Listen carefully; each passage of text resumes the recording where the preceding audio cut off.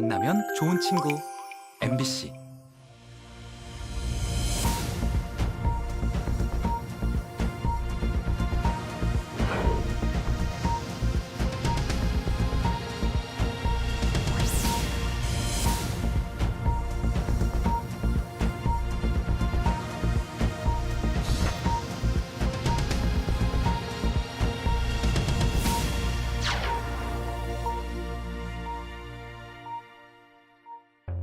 뇌혈관이 막히거나 터져서 뇌가 손상되는 질환을 뇌졸중이라고 하죠. 이 뇌졸중 치료식이 놓치게 되면 교통사고 후유증만큼이나 아주 심각한 후유증을 동반한다고 합니다. 네, 한의학에서는 이 뇌졸중을 중풍이라고 하는데요. 네. 오늘 TV 메디컬 약손에서는 이 중풍 후유증의 한의학적 치료에 대해서 자세히 알아보겠습니다. 오늘 도움 말씀 주실 건강주치 소개해드리겠습니다. 한의대학의 장우석 교수님이십니다. 안녕하십니까? 안녕하십니까?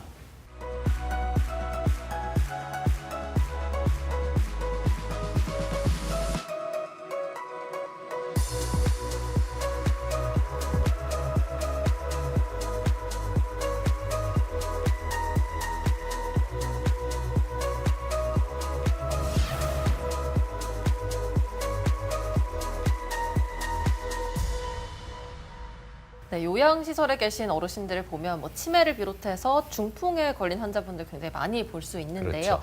그래서 이제 과거부터 이 중풍은 노인의 질환이다라는 인식이 강했습니다. 근데 젊은 중풍 환자들도 요즘에 많이 발생하고 있다고 하더라고요, 네. 교수님. 예, 제가 수련의 생활을 하던 20여 년 전에는 30, 40대 환자분을 만나기가 굉장히 어려웠습니다. 근데 최근에는 30, 40대 환자분들이 심심찮게 진료실을 찾아오시거든요. 네. 그 원인을 가만 생각해 보니까 예전에는 고혈압, 당뇨병, 고지혈증 같은 질환들이 보통 50대 이상, 60대, 70대에서 나타나던 여러 가지 질환들이었는데 네. 최근엔 30, 40대에서 굉장히 이 발생 비율이 높아지고 있습니다. 그것 때문에 30, 40대 젊은 중풍 환자분들이 늘지 않았을까 그렇게 한번 추측을 해봅니다. 네, 그래서 아마 많은 분들이 중풍에 대해서 더욱더 관심을 가지신 게 아닐까 싶은데요. 이 중풍은 혈관 건강에 달려 있다고 해도 과언이 아니라고 합니다. 그렇다 보니 혈관 건강에 대한 책들도 많이 나와 있고 인터넷 정보도 많이 나오고 있는데 교수님 보시기에 이 혈관 건강의 중요성 어느 정도로 강조할 필요가 있다고 보십니까? 우리 몸에 혈액이 필요하지 않은 곳은 아마 한 군데도 없지 않을까 싶습니다. 그런데 특히나 뇌와 심장 같은 경우에는 한순간이라도 혈액이 끊기게 되면 치명적인 결과에 이를 수도 있고 잘못하면 사망에 이를 수도 있습니다. 그래서 혈관 건강이 우리 몸의 건강이라고 말해도 아마 과언이 아닌 것 같습니다. 네, 중풍이 왔을 때 흔히 푹 맞았다라는 표현을 저희가 네. 자주 쓰곤 하는데요. 이게 뇌혈관 질환을 가리킨다는 건 알고 있는데 한의학에서 말하는 중풍은 정확히 어떤 의미인지부터 설명해 주시면 좋을 것 같습니다. 중풍, 밑에 보시는 것처럼 뇌경색, 뇌출혈, 전부 뇌에서 일어나는 일들인데요. 네. 그럼 이 일들 이렇게 문제가 생긴데 왜 중풍, 바람풍자를 썼을까? 사실 저도 학교 다닐 때 굉장히 좀 궁금했던 내용 중에 네. 하나입니다. 그런데 환자를 이제 진료를 하고 시간이 지나고 보니 중풍만큼 뇌혈관 질환을 잘 설명하는 단어는 아마 없는 것 같습니다. 그 이유는 중자는 이제 적중하다는 의미고요. 풍자는 바람풍자인데 태풍을 생각하시면 좀 이해가 쉽습니다. 증상들이 마치 태풍이 휩쓸고 지나간 것 같다 이렇게 이제 표현이 되는데요. 네. 왜 그러냐면 보통 뇌혈관 질환이 오게 되면 팔다리에 힘이 없고 말이 어둔하고 그다음에 얼굴이 마비가 오는 그런 신경계 증상들만 생각을 하는데 사실 중풍이 오게 되면 우리 몸 구석구석 모두 이상을 일으키기 때문에 태풍이 휩쓸고 지나간 것 같다. 이런 중풍이라는 단어가 아마 제일 적합할 것 같습니다. 네. 이런 중풍의 전조 증상이 있을까요? 중풍은 갑자기 일어나는 질환입니다. 뇌졸중도 마찬가지고요. 그런데 이렇게 갑자기 일어나는데 그러면 그 전에 이것을 알아차릴 수 있는 방법은 없을까? 증상으로 나타나는 것도 있겠지만 우리 몸 안에서도 여러 단계를 거쳐서 중풍까지 가게 되어 있습니다. 보통 이제 습, 그다음에 담, 그다음에 열을 거쳐서 풍, 중풍까지 간다고 얘기를 하는데요. 습이라고 하면 지금 용어로는 아마 고지혈증에 가까울 것 같습니다. 그다음에 그 단계를 지나서 담이 되면 고지혈증이 혈관 상태를 좋지 않게 하는 동맥경화증. 네. 그것을 넘어서게 되면 이제 열이라고 표현하는데 여기에 포함되는 것은 지금 용어로는 아마 대사증후군이 가장 적합할 것 같습니다. 대사증후군에는 고혈압도 포함되고 그다음에 당뇨병 전 단계인 내당능 장애라는 질환도 포함이 됩니다. 그 여러 가지 단계를 거쳐서 이게 이제 몸 안에서 해소가 되지 않으면 중풍을 일으켜서 뇌혈관 질환으로 이어지게 됩니다. 사실 그 온도차가 큰 겨울철에 이제 중풍의 위험이 더 크다는 얘기도 있는데 여름철에도요 이 중풍의 위험이 또 크다는 얘기를 들었습니다. 이게 사실입니까? 예, 보통 중풍이라고 하면 겨울철을 많이 떠올리시는데요. 예. 여름철도 중풍에 결코 안전한 계절은 아닙니다. 어. 왜 그러냐면 여름철에 이제 고온 환경에 노출이 되게 되면 땀이 많이 흐르게 되고 그 과다하게 땀이 흐르는데 충분하게 수분이 보충이 되지 않으면 탈수가 일어나게 됩니다. 탈수가 일어나게 되면 뇌로 가는 혈류에 문제가 생기거든요. 그렇게 되면 중풍이 또 발생할 수가 있습니다. 또 거기다가 보통 냉방을 많이 하게 됩니다. 예. 요즘 같은 경우에는요. 그래서 실외와 실내의 기온 차이가 심하게 나게 되면 심장과 뇌혈관에 아주 부담을 주기 때문에 이것 역시 중풍을 일으키는 위험 요인이 될 수가 있습니다. 네, 네. 요즘같이 더운 여름철에는 특히나 더 주의해야 할 것 같습니다. 네. 요즘 또 치매나 중풍 걸린 어르신들을 위한 요양시설, 혹은 복지 서비스들이 굉장히 많이 늘어나고 그렇죠. 있는데요. 또 고령 인구가 늘어나다 보니 더불어서 중풍 환자도 계속해서 늘어나고 있다고 하거든요. 중풍 환자들이 실제로 얼마나 증가했는지 자료로 준비해 오셨다고요?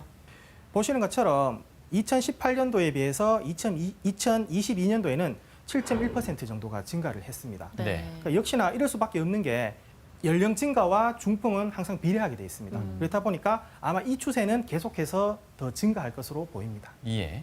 중풍 진료 연령 비율을 보시게 되면 70대, 80대를 합치게 되면 거의 절반 이상을 차지를 하거든요.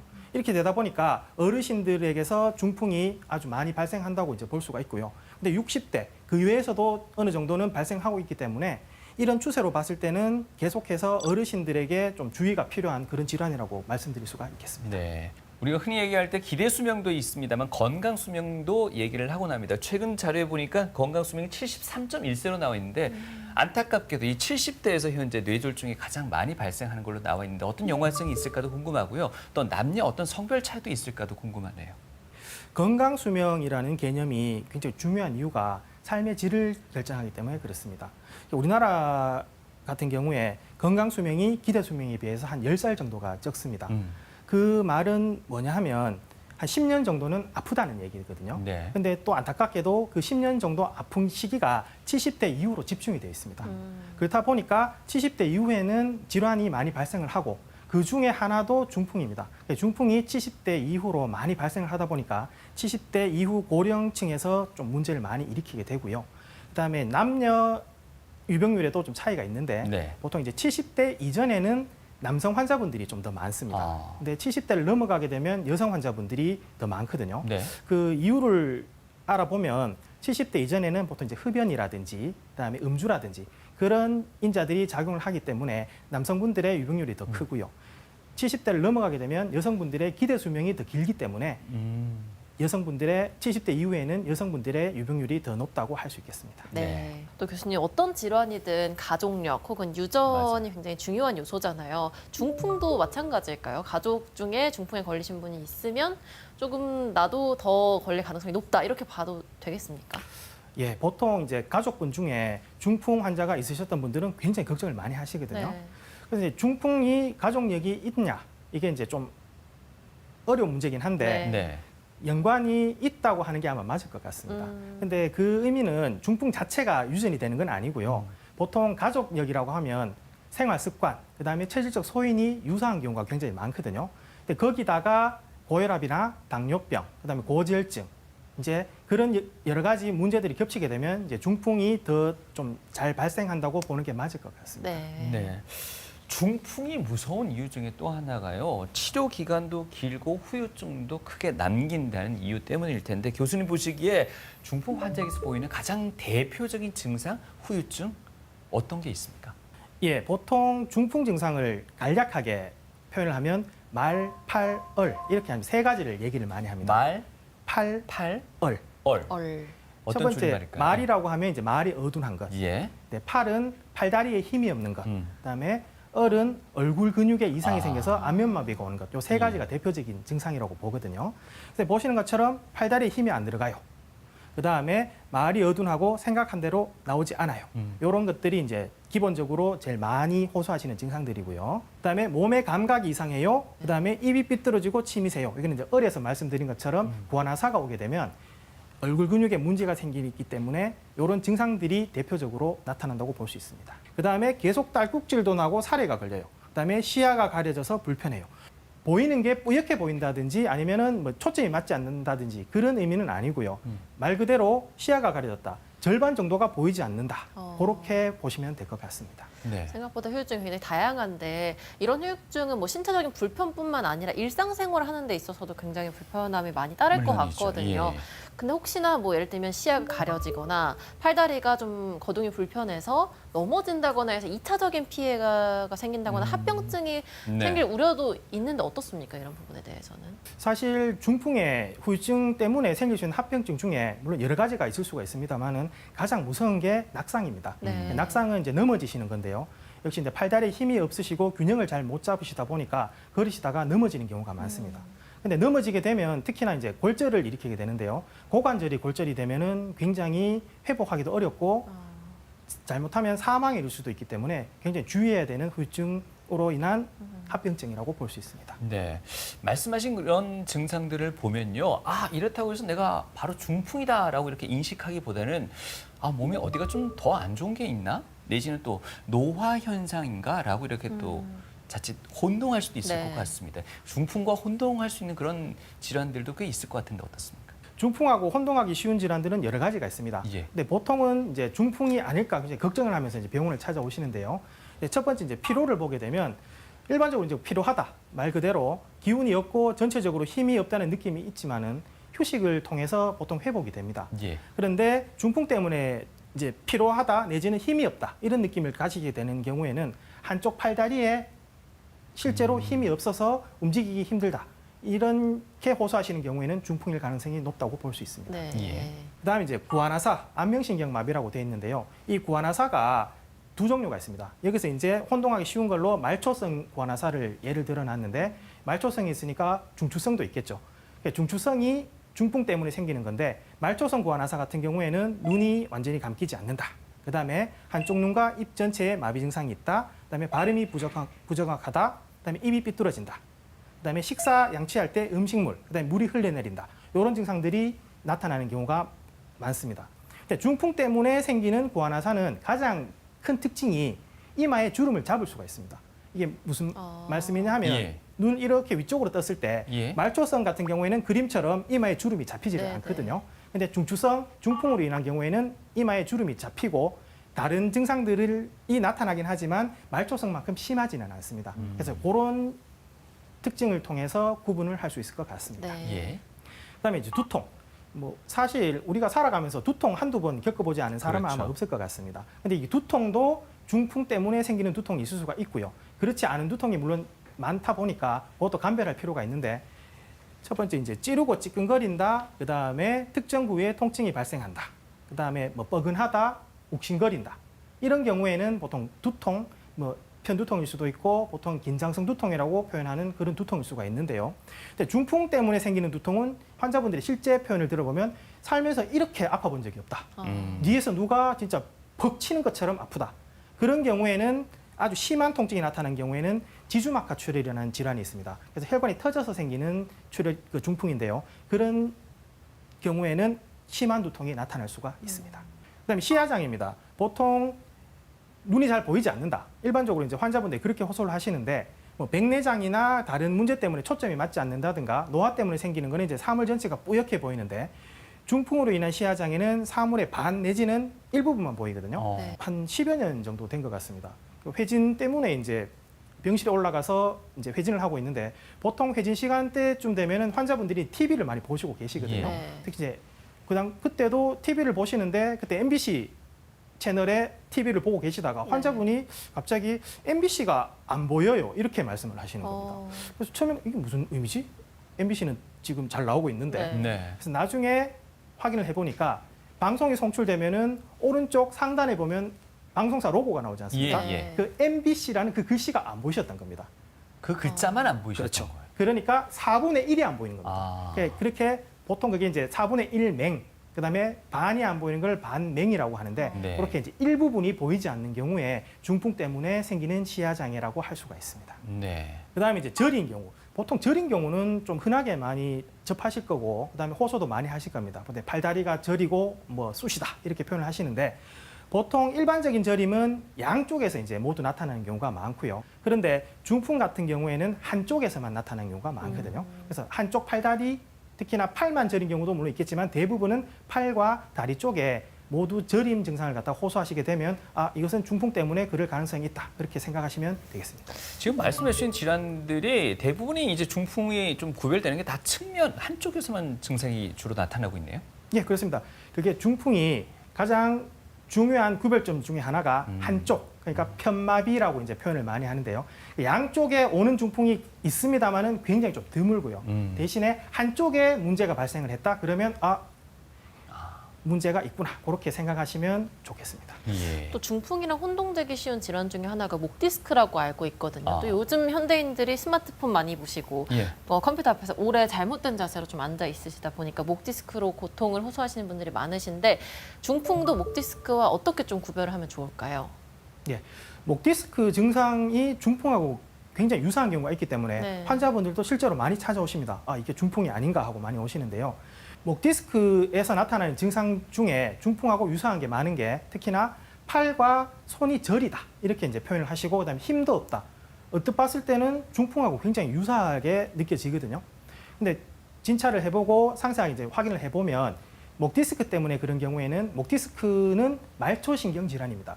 그래서 말초신경에 눌리다 보니까 신경의 특정 부위, 손 같은 경우에는 이제 선을 따라서 구분이 가는 특정 부위가 저리다, 아프다, 힘이 없다 이렇게 호소하시는 경우에는 목 디스크일 가능성이 높고요. 네. 중풍 때문에 그런 경우에는 팔 전체, 그다음에 다리까지 포함해서 몸의 반이 다 저리다 이렇게 표현하시는 경우에는 중풍 때문에 그럴 가능성이 더 높다고 말씀드릴 수 있습니다.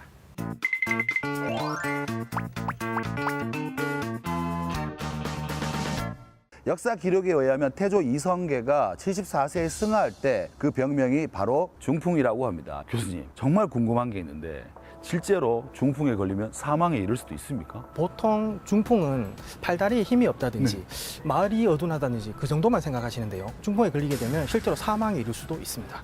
무서운 병이군요. 이 눈꺼풀이 이렇게 떨리거나 혹은 입술이 실룩거리면 중풍을 의심해봐야 되는 겁니까? 꼭 그렇지는 않습니다. 보통 눈꺼풀이 떨리거나 입술이 실룩거리는 경우는 대부분 피로, 그다음에 스트레스, 전해질 이상인 경우가 많습니다. 전해질에 문제가 있다면 보통들 마그네슘 부족이다 이렇게 하는데 약을 먹으면 해결되겠네요? 예, 해결되는 경우도 있고요. 네. 만약에 해결이 되지 않는다면 다른 원인을 찾아봐야 되기 때문에 병원을 찾아보시는 걸 권유드립니다. 선생님, 화가 많거나 혹은 화병에 시달리는 분들이 중풍에 노출될 확률이 높다 이런 이야기가 있거든요. 이거는 말이 안 되지 않습니까? 말이 됩니다. 그래요? 예. 화라는 것이 보통 이제 스트레스 때문에 많이 나타나는데요. 이 스트레스가 심혈관, 특히나 뇌혈관에 굉장히 안 좋게 작용을 합니다. 울화라고 이제 표현을 하는데요. 화가 그렇죠. 화가 이제 뭉치게 되면 울화가 되는데 중풍이 갑자기 발생한 것 같지만 네. 보통 여러 단계를 거쳐서 중풍으로 나타나게 되거든요.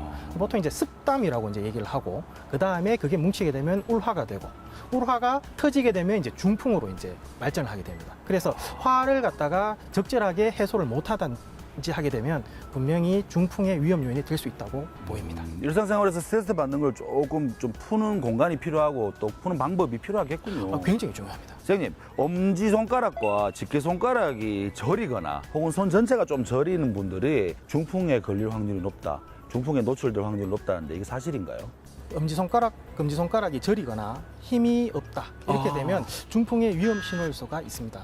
그런데 이제 동의보감에 보면요, 네. 요 위에 이 엄지손가락, 금지손가락에 대한 내용과 함께 네. 말이 어둔하다든지, 그 다음에 팔다리에 힘이 없다든지, 얼굴에 입이 한쪽으로 돌아간다든지 하는 구안화사, 이런 경우에 중풍의 전조 증상이라고 얘기하고 있거든요. 지금 봐서도 이거는 굉장히 합리적인 추측 방법이기도 하고요. 네. 이걸 이제 요약하게 되면 말, 팔, 세 가지가 이상하다. 그러면 중풍의 전조 증상이라고 보는 게 맞습니다. 근데 저는 가끔 이게 말이 어눌할 때가 있거든요.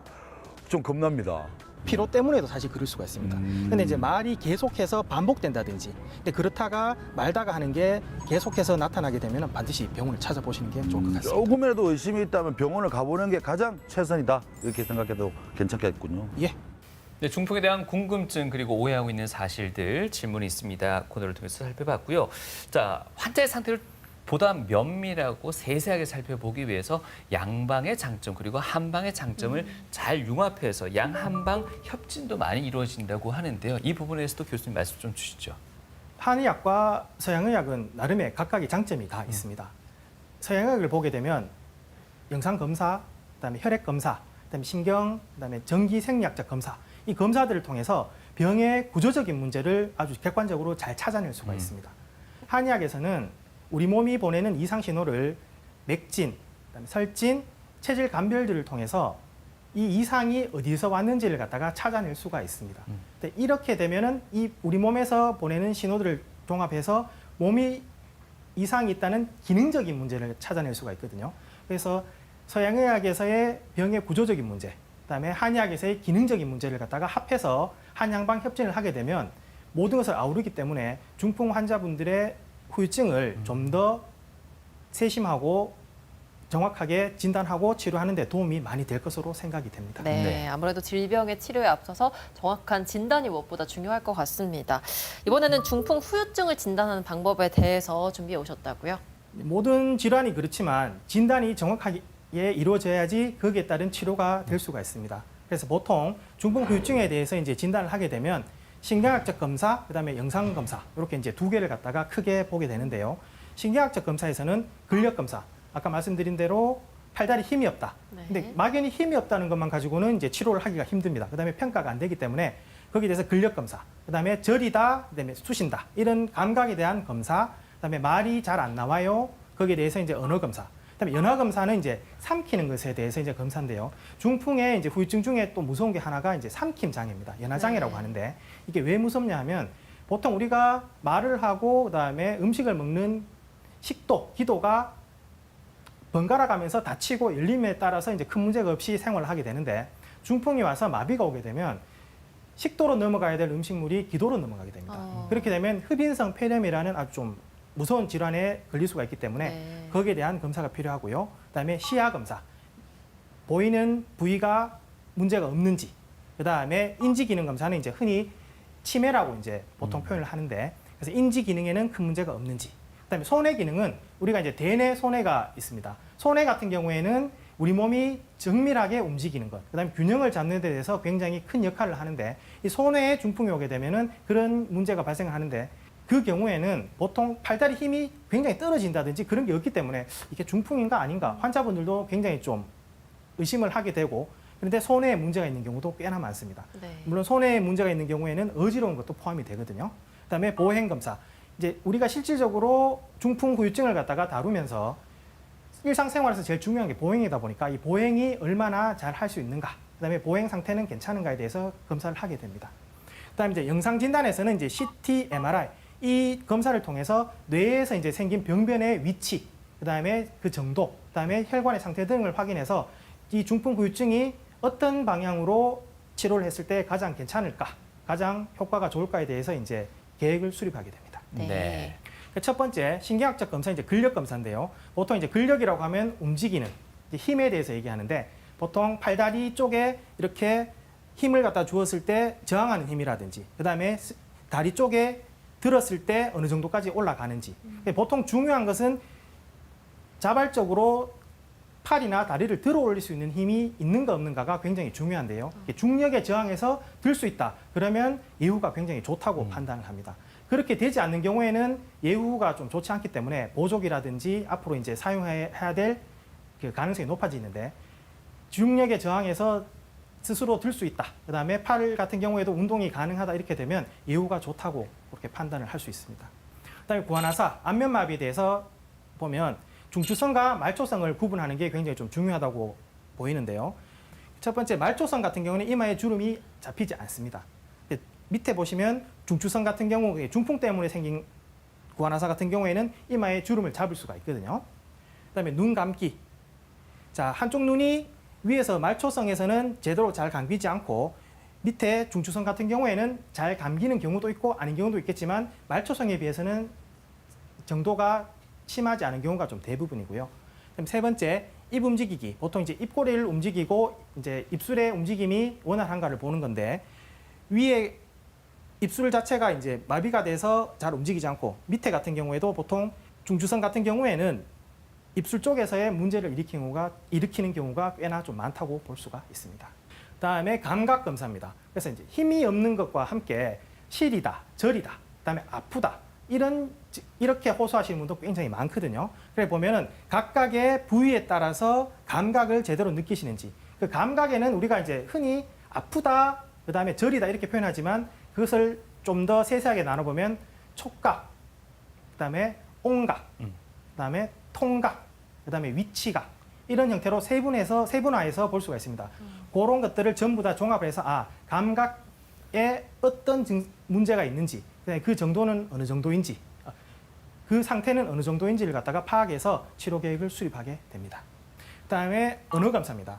자, 언어는 우리가 이제 보통 자유롭게 이제 얘기를 하고 별 무리 없이 얘기를 하게 되니까 말을 갖다가 하는데 크게 문제가 없겠구나 이렇게 생각할 수 있지만, 우리가 말을 하게 되는 데는 굉장히 많은 과정을 거치게 되거든요. 네. 특히나 뇌에서의 과정을 굉장히 중요시 하는데, 우리가 말을 한다는 것은 결국 듣고 난 다음에 말을 하게 됩니다. 네. 그래서 듣는 능력과 말하는 능력을 동시에 말하는 능력으로 평가를 하게 됩니다. 그래서 스스로 유창하게 말씀을 잘 할 수 있는지, 그다음에 이해하기는 듣는 기능에 문제가 생기게 되면 말은 유창하게 하는데 의미 없는 말씀을 계속 할 수가 있거든요. 그런 경우에도 문제가 될 수 있고요. 그다음에 따라 말하기. 따라 말하기는 듣고 이해해서 그것을 그대로 다시 내가 스스로 말을 하게 되는데 그 기능에 문제가 되는 걸 갖다가 확인을 하는 거고요. 이름 대기. 사물을 갖다가 인지를 해서 이게 무엇이다 느껴서 뇌에서의 과정을 통해서 말을 하는 능력, 그것을 확인하게 되고, 그다음에 읽기, 쓰기. 읽기, 쓰기도 역시나 언어 능력에 포함이 됩니다. 그래서 쓰지 못한다. 그다음에 이렇게 되는 경우에는 언어 능력에 문제가 생겼구나라고 이제 판단을 할 수가 있습니다. 네. 그다음에 이제 삼킴 연화 검사, 삼킴 검사인데요. 이게 이제 삼키는 게 제대로 되지 않는 경우에는 흡인성 폐렴을 일으킬 수가 있습니다. 그렇게 되면은 흡인성 폐렴 역시 굉장히 무서운 질환이거든요. 그 중풍 후유증 중에 흡인성 폐렴이 오게 되면은 사망에 이를 수도 있습니다. 그래서 삼키는 게 어느 정도까지 제대로 되는지, 보통 이제 비디오 투시 삼킴 검사 VFS라고 하는데, 이런 검사, 그 다음에 내시경을 통해서 우리가 씹고, 그 다음에 이게 식도로 제대로 잘 넘어갈 수 있는지에 대해서 이제 검사를 하게 됩니다. 여기에서 이제 검사에서 문제가 생기면 보통 우리 콧줄이라고 표현을 하는데요. 비위관 영양, 그 다음에 그게 오래 되면은 이제 위로 직접 영양을 넣어주는 관을 갖다가 삽입한다든지 해서 폐렴을 방지하는 시술을 반드시 좀 받으셔야 됩니다. 그다음에 이제 시야 검사입니다. 이제 보통 이렇게 이제 그냥 봤을 때는 뭐 이렇게 이제 양쪽 눈이 있다 보니까 크게 이제 생활하는 데는 크게 문제가 없다고 생각할 수 있는데, 하나하나 세세하게 따져보게 되면은 각각의 시야에 문제가 발생할 수가 있거든요. 그래서 왼쪽, 오른쪽 사물을 볼 때 많이 보이지 않는다. 그다음에 어느 특정 위쪽, 아래쪽이 보이지 않는다. 그런 것을 갖다가 검사를 통해서 시야에 문제가 있는지 없는지를 확인하게 됩니다. 그다음에 신경학적 검사 중에 인지기능 검사, 보통 이제 치매 검사로 많이 알고 계시고, 그다음에 치매 자가진단 체크리스트, 그다음에 이런 검사들이 있는데, 이것은 중풍뿐 아니라 일반적인 이제 어르신들의 인지 검사에서도 굉장히 좀 중요하게 작용을 하거든요. 그래서 중풍이 와도 치매가 올 수 있습니다. 근데 네. 그 검사를 통해서 인지 기능에는 별 문제가 없는지 확인을 해서 문제가 있다면 거기에 맞춰서 치료 계획을 수립하게 됩니다. 그다음에 손해 기능, 그다음에 보행 검사. 이제 손해가 우리 몸의 균형을 잡아주고 미세한 운동 이런 것들을 이제 담당하다 보니까 크게 봤을 때는 팔다리의 힘이 괜찮은데 나는 중풍이 아닌 것 같은데 라고 이제 생각하시는 분이 계시는데, 일상생활에서 이제 문제가 생기니까 병원을 찾아오시는 경우가 꽤나 많거든요. 자꾸 넘어져요. 내지는 가다가 자꾸 턱에 걸려요. 그다음에 어지러워서 힘들어요. 그다음에 균형 잡기가 너무 힘들어요. 그런데 팔다리 힘을 갖다가 이제 근력 검사를 해보면 다 정상으로 나오십니다. 그래서 이제 손해 검사에서는 균형을 얼마나 잘 잡을 수 있는지, 그다음에 협조 운동이 얼마나 잘 되는지, 이런 것을 통해서 손해의 기능에 문제는 없는지를 갖다가 확인하게 됩니다. 그다음에 영상 진단인데요. 보통 우리가 흔히 잘 알고 있는 CT나 MRI를 통해서 병변의 위치를 갖다가 확인을 해서 어느 부위에 문제가 생기느냐에 따라서 환자분의 중풍 후유증의 예후를 갖다가 판단을 할 수가 있거든요. 보통 왼쪽에 보이는 게 뇌경색 환자의 MRI고요.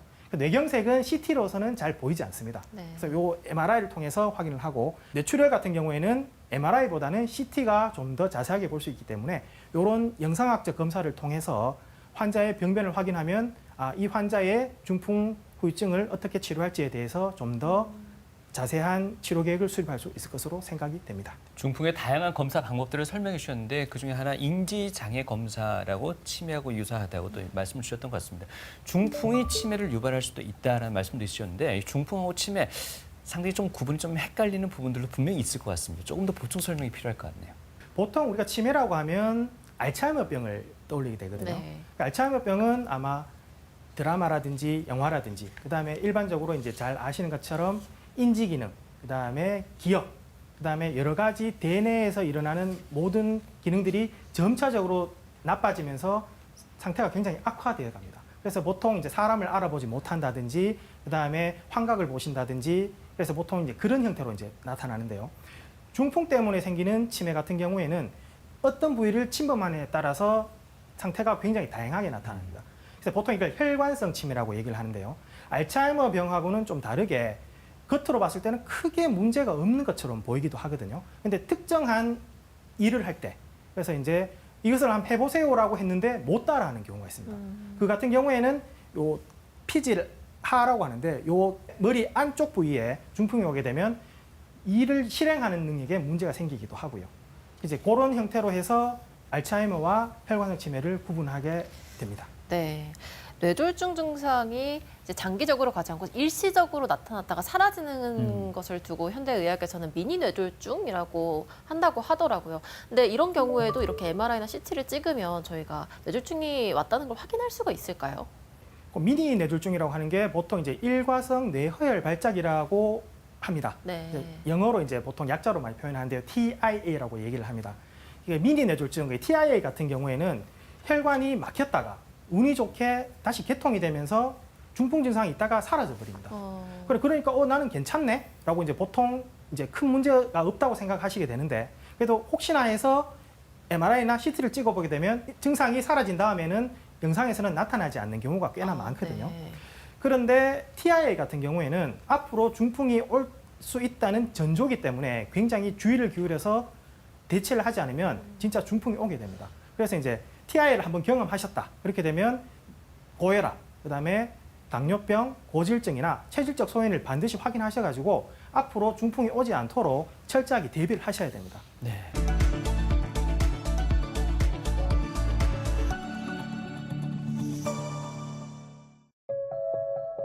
암, 심장 질환과 함께 한국인의 3대 사망 원인으로 알려진 중풍. 지난 5월 처음 병원을 찾은 50대 환자. 오른쪽 팔다리 마비 증세와 함께 말하는 데 있어 발음이 부정확하고 어눌해졌다는데 이처럼 중풍 증상이 나타났을 때 어떤 검사와 치료를 받게 될까? 편마비, 그러니까 이제 팔다리 쪽에 힘이 없는 경우에는 팔다리 힘이 어느 정도인지 이제 도수 근력 검사라고 보통 얘기를 합니다.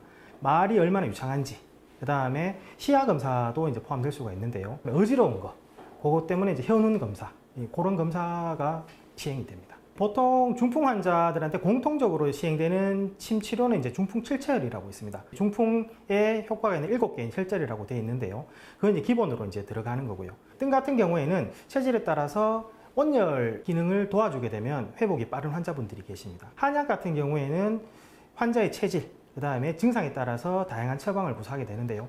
여러 가지 치료가 복합적으로 행해지면 환자분의 회복에 굉장히 도움이 될 수 있습니다. 제때 치료받지 않으면 신체 곳곳에 평생의 후유증을 남길 수 있는 중풍. 기본적인 침 치료 외에도 뜸, 물리치료 등 환자의 체질과 증상에 따른 다양한 치료가 시행된다.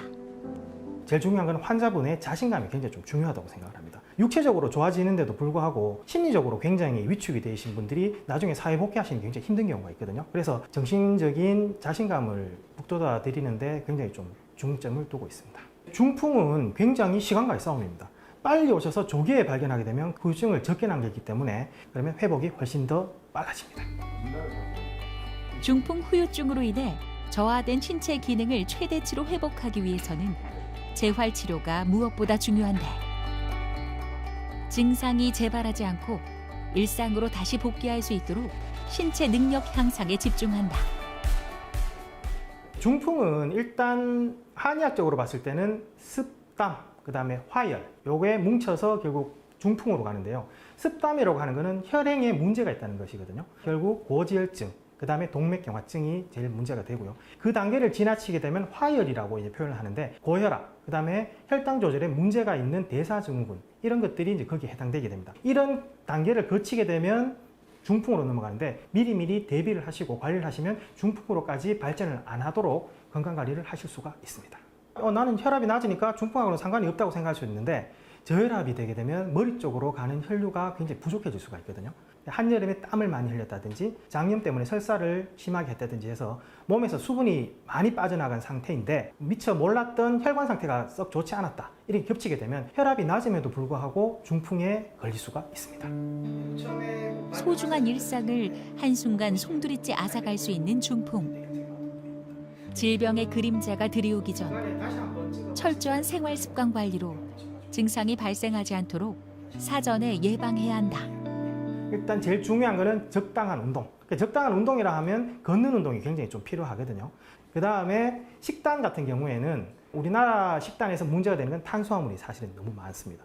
탄수화물이 결국 고지혈증의 원인이 되기 때문에 그렇거든요. 물론 혈당을 올리기도 하고요. 그 다음에 수면 습관을 굉장히 좀 좋게 가져갈 필요가 있는데 스마트폰 멀리 하시고 빛을 최대한 차단하시게 되면 건강관리에 굉장히 도움이 되니까요. 이렇게 세 가지를 기억하시면 중풍 예방에 아주 큰 도움이 될 것 같습니다. 제발 좀 본인의 건강에 대해서 좀 자신하지 않으셨으면 좋겠습니다. 네. 네. 자, 저희가 지금까지 여러 가지 진단 방법에 대해서 알아봤다면 지금부터는 본격적으로 치료법에 대해서 알아볼까 하는데요. 중풍 이게 한의학적인 치료라면 어떤 식으로 이루어질지 참으로 궁금하네요. 중풍의 한의학적 치료에서 일단 제일 중요한 것은 진단이겠죠. 진단은 망, 문, 절 이렇게 네 가지를 표현을 하는데요. 망은 이제 보는 것, 그다음에 문은 물어보는 것, 그다음 다시 문은 또 듣는 것, 절은 직접 만져보는 것. 이렇게 해서 이제 보고 듣고 이제 묻고 만진다. 이제 직접 보고 그다음에 맥진도 들어갈 수 있겠고, 그다음에 설진이라고 이제 혀의 상태를 보고 전체적인 우리 몸의 상태를 확인을 하고요. 그다음에 체질적 소인이 있는 사상 체질을 감별을 하게 됩니다.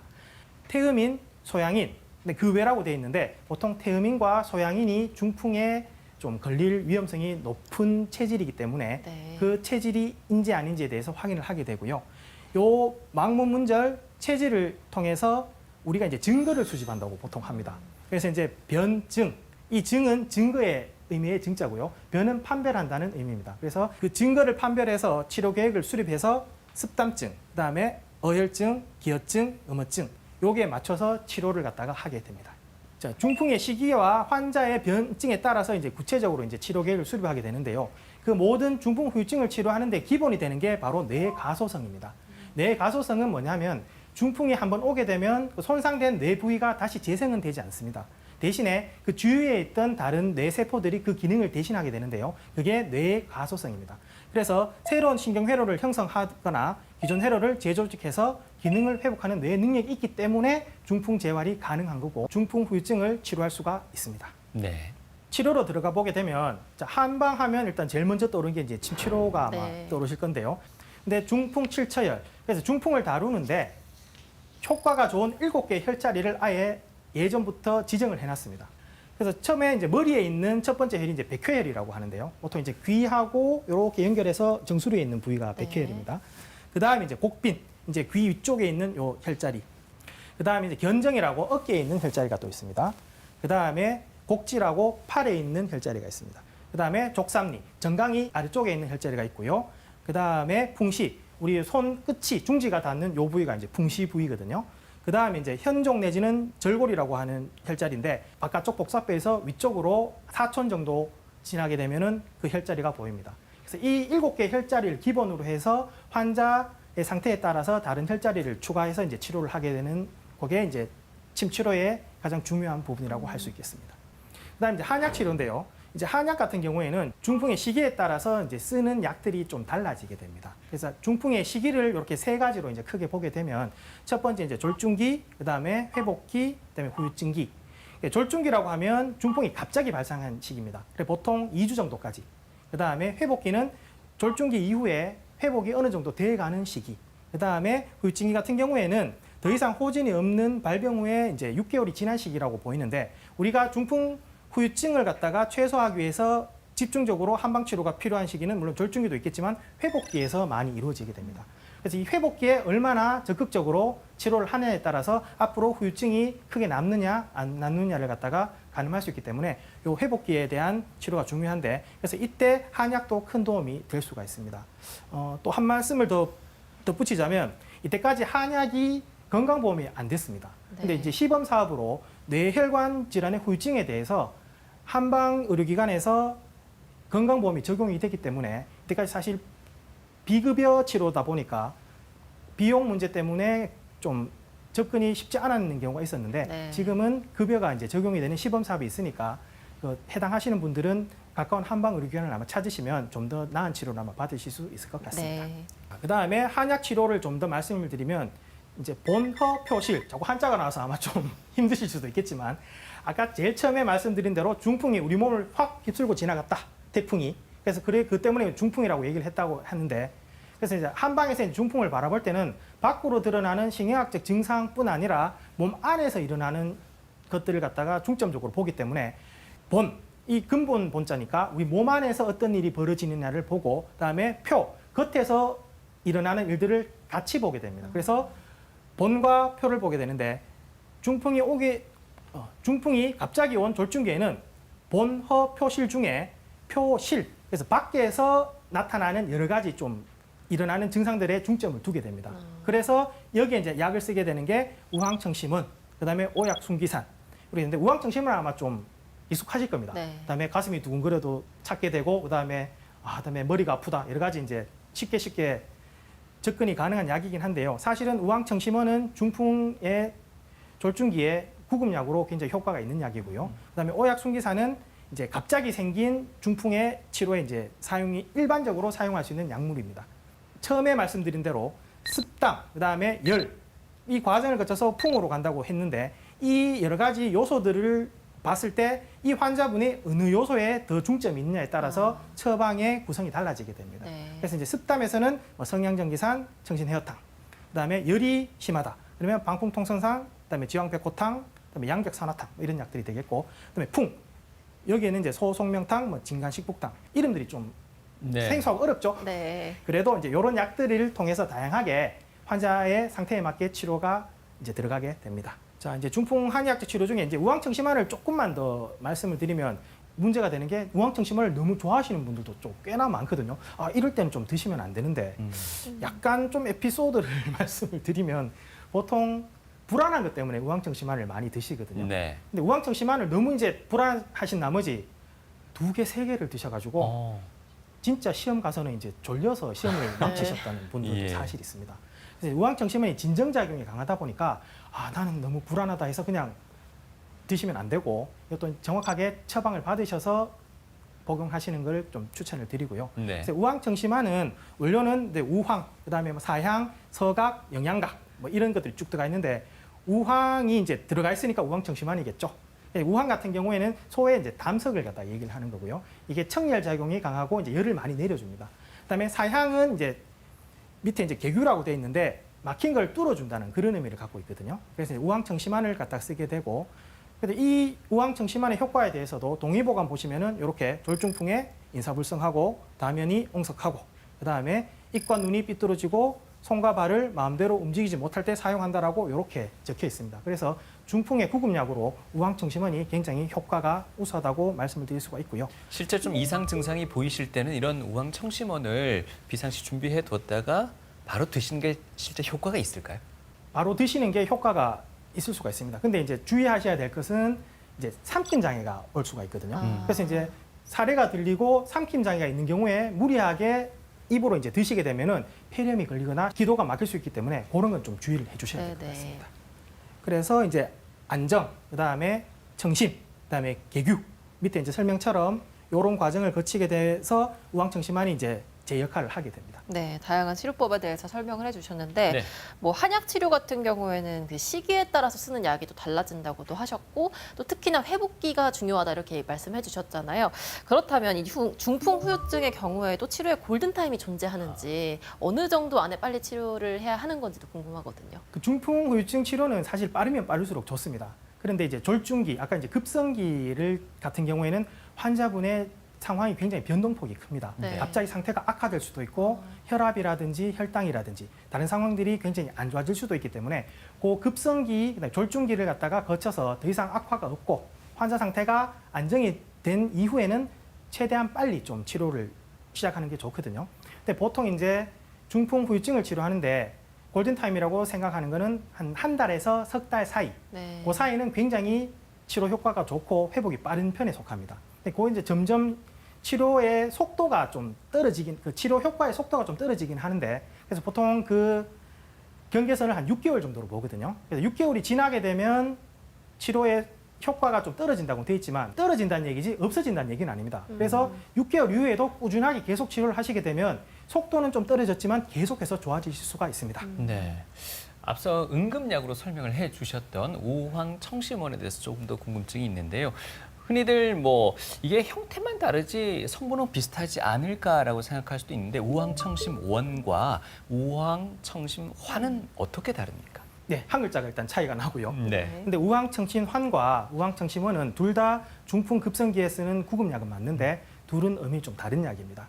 중풍 급성기를 우리가 보통 열증과 한증으로 나눕니다. 네. 근데 우황청심환은 열증에 쓰는 약이거든요. 근데 우황청심환은 원래 안궁우황환이라는 약이 있는데 그 약을 좀 간략하게 만들어 놓은 게 우황청심환입니다. 근데 우황청심원은 열증과 한증에 이제 모두 쓸 수 있게 약재가 굉장히 많습니다. 그다음에 약이 좀 더 부드럽게 되어 있기 때문에 열증과 한증 구분 없이 쓸 수가 있습니다. 그래서 한증인데 우황청심환을 쓰게 되면은 부작용이 좀 크게 나타날 수가 있기 때문에 일반적으로 우리가 중풍 급성기에 쓰는 약들은 우황청심원이고 약국에서 볼 수 있는 것도 우황청심원입니다.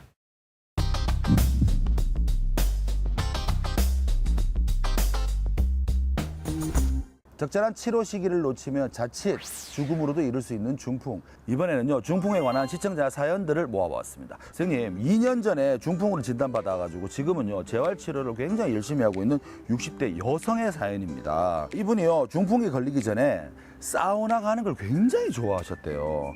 최근에는 혹여나 증상이 다시 발현될까봐 조금 자제하고 있는데 요즘 비교적 재활치료를 잘 받다 보니까 몸이 좀 많이 좋아진 모양입니다. 그래서 다시 사우나에 가서 열을 좀 내고 싶은 모양인데요. 혹시나 땀을 많이 흘리게 되면은 중풍이 재발할까봐 지금 걱정이라고 합니다.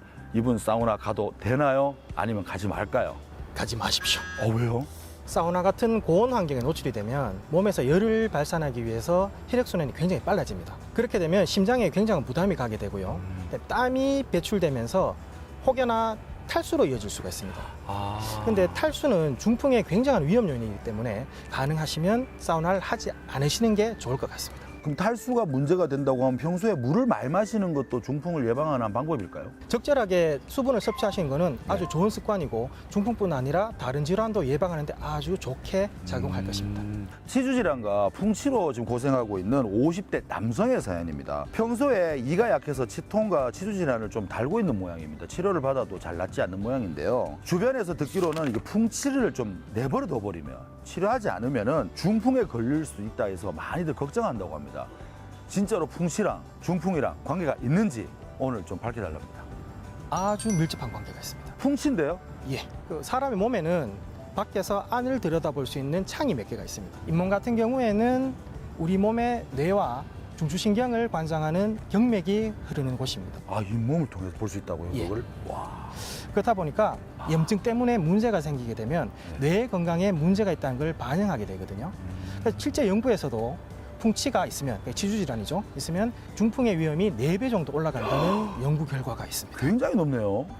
이거 진짜 심각하게 생각해 볼 문제네요. 특히 젊은 층일수록 치주질환 관리는 굉장히 관심을 기울여야 됩니다. 치주질환의 위험 요인 중에 음주, 그다음에 흡연, 당뇨병이 있는데요. 근데 이 3가지가 그대로 중풍의 위험 요인이 되기 때문에 잇몸을 건강하게 관리하고 유지하는 게 중풍 예방을 위해서 무엇보다 중요하다고 할 수 있겠습니다.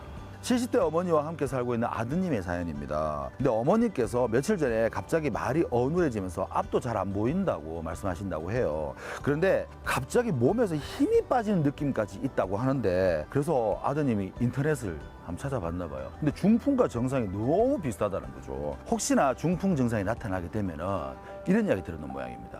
바늘로 따라, 손을 따라고 하는데 이래도 괜찮은지. 어떤 분은 따라하고 어떤 분은 그러면 안 된다고 하거든요. 선생님 오늘 확실하게 이야기해 주십시오. 손가락과 발가락을 따는 것을 사열이라고 합니다. 이 사열은 중풍의 응급처치로 굉장히 중요한 처치이기도 합니다만은 손과 발을 따게 되면 혈압이 급격히 올라가는 경우가 있습니다. 근데 이제 중풍은 뇌경색도 있고 뇌출혈도 있는데 네. 뇌출혈의 경우에는 이게 굉장히 안 좋게 작용할 수 있기 때문에 이게 섣불리 접근하시기보다는 빨리 의료기관을 찾으시는 게 맞다고 봅니다. 어떤 분들은 이렇게 막 따면은 빨리 혈액이 움직여서 좀 몸이 좋아질 거라고 하는데 자칫 위험해질 수 있겠군요. 예. 네, TV 메디컬 역선 오늘은요 중풍 후유증의 한의학적 치료법에 대해서 알아봤습니다. 네. 교수님 끝으로 시청자분들께 당부의 말씀 한마디 부탁드리겠습니다. 중풍이라고 하면 걱정이 앞서기도 하고 막연히 두렵게 생각하시는 게 사실입니다. 혹여나 중풍에 걸리셨더라도 재활치료를 꾸준히 받으시고 체질에 맞게 생활 습관을 잘 교정하시게 되면 중풍 후유증은 결코 낙담하거나 절망하는 그런 질환은 아닙니다. 충분히 잘 극복하실 수 있으니까 희망을 가지시고 꾸준히 치료받으시면 반드시 극복하실 수 있을 것입니다. 네. 교수님도 꾸준함이라는 표현을 써주셨는데요. 이 중풍 후유증은 부지런한 만큼 치료 경과가 달라진다고 합니다. 그러니 예기치 못한 이 후유증에 좌절하지 마시고 적극적으로 인내를 가지고 꾸준히 치료에 임해보시기 바랍니다. 네, 중풍의 후유증으로부터 희망적인 말씀 전해주신 한의대학의 장우석 교수님 오늘 말씀 고맙습니다. 수고하셨습니다. 예, 고맙습니다.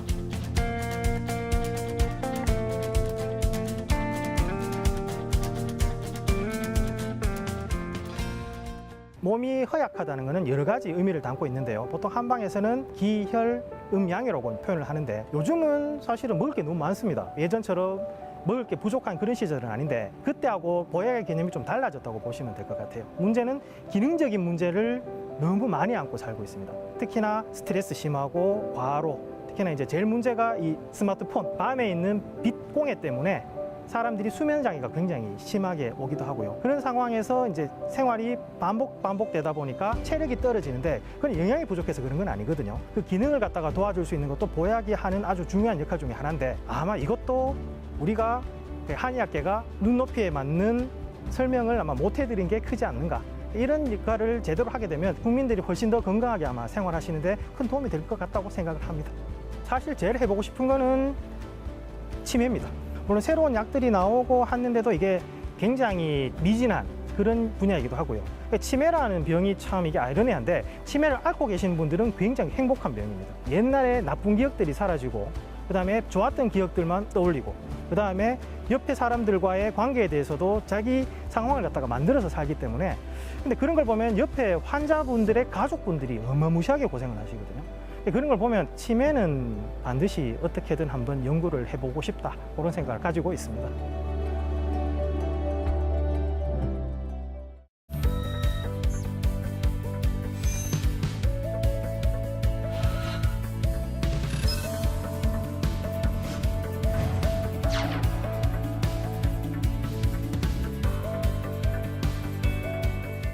만나면 좋은 친구 MBC